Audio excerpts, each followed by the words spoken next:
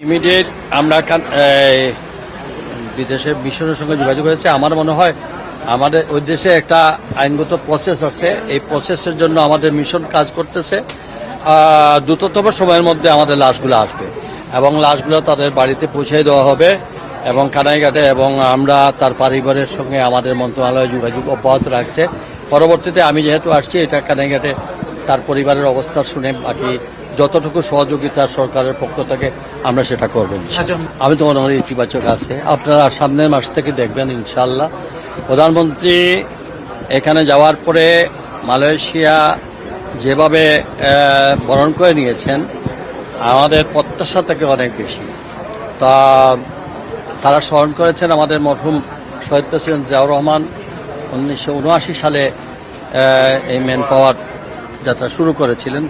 পরবর্তীতে আমাদের দেশের নেত্রী তিনবারের প্রধানমন্ত্রী বেগম খালেদা জিয়া 3 বার গিয়েছেন, তারা সব স্মরণ করেছেন। এবং আমাদের মাননীয় প্রধানমন্ত্রী তার ছোট ভাইকে অসুস্থ অবস্থা দেখার জন্য মালয়েশিয়া আসছিলেন। এইভাবে অনেকগুলো সিটির আলো আলোচনা তারা এটাকে খুব, এবং মালয়েশিয়ান প্রধানমন্ত্রী আমাদের মাননীয় প্রধানমন্ত্রীকে যে উষ্ণ সম্বোধন, সমগ্র মালয়েশিয়া যেভাবে উৎসাহ উদ্দীপনা দেখা দিয়েছে এবং আমাদের মাননীয় প্রধানমন্ত্রী যে সকল প্রস্তাবনা দিয়েছেন, এটা মানে তাদের মন্ত্রণালয় বা তাদের সরকারের পক্ষ থেকে ইতিবাচক। এবং আমাদের কার্যক্রম শুরু হয়েছে ইতিমধ্যে, আমাদের ইন্টারনাল প্রসেসও শুরু হয়েছে।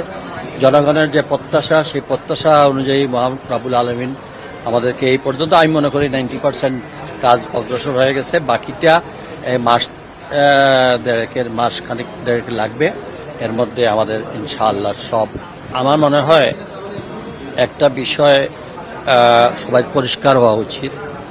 আমরা, আমাদের সরকার, আমাদের এখানে যারা নির্বাচিত আমরা সদস্যরা আছি, আমার সঙ্গে এই বাণিজ্য মন্ত্রীরও আলাপ হয়েছে। আমরা এখানে সবাই বসবো, আমাদের এই ইমিডিয়েট টেক্স, আমাদের যারা স্টেক হোল্ডার আছেন তাদেরকে নিয়েও বসবো, সমাজের বিভিন্ন সাংবাদিক, বুদ্ধিজীবীরা সবার সঙ্গে আলোচনা করে আমরা এটাকে স্বচ্ছতার দিকে নিয়ে যাব। আমরা কোনো অবস্থাতে এটা যেন মানুষের মানে আমাদের এই আপনাদের মিডিয়ার মাধ্যমে অনেক জিনিস আমাদের জনগণের সবাই তো এখন পরিষ্কার, তাই এটাকে কিভাবে একটা সুন্দর পন্থায় নিয়ে আসা যায় এবং এটার জবাবদিহিতা, এটার স্বচ্ছতা আমরা কীভাবে করতে পারি, আমরা সেদিকে কোনো জিনিস তাড়াহুড়া ভালো না, 1 নম্বর। 2 নম্বর হচ্ছে যে আমাদের এখন এমন স্বাধীন যে স্বাধীনতার মানে ব্যাখ্যা আমি দিতে পারি। আপনারা দেখছেন, আপনারা মিডিয়ার মধ্যেও আমার অনেকগুলো একটা প্রজেক্ট নিয়ে যেমন কাজ হচ্ছে, এটা একটা যেমন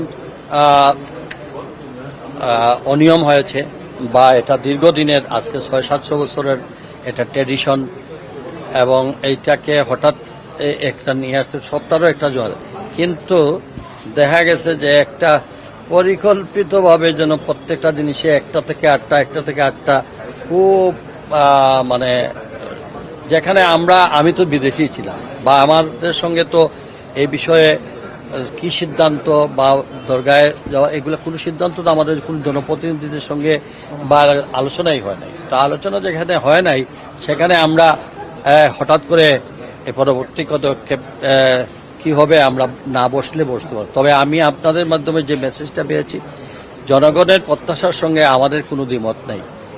আর সিলেটবাসীর তথা সিলেটবাসীর সেই ইচ্ছা অনুযায়ী আমার তো সবাই তো আমরা চাই স্বচ্ছতা এবং জবাবদিহিতা।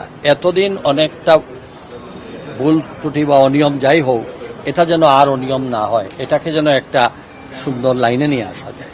আপনাদের তাকে জনগণের অনেক প্রত্যাশা, আপনাদের এই নিউজগুলো আমাদেরকে উজ্জীবিত করে আমাদের কাজের সহযোগিতা করবে, কিন্তু অথেন্টিক একটা যেটা বাস্তবতা, যেটা করলে সমাজের লাভ হয়, ধরে দেন। এরপরে যদি আমাদের কাজ করার আগেই আমাকে এই দোষী বানাই দেন, তা তো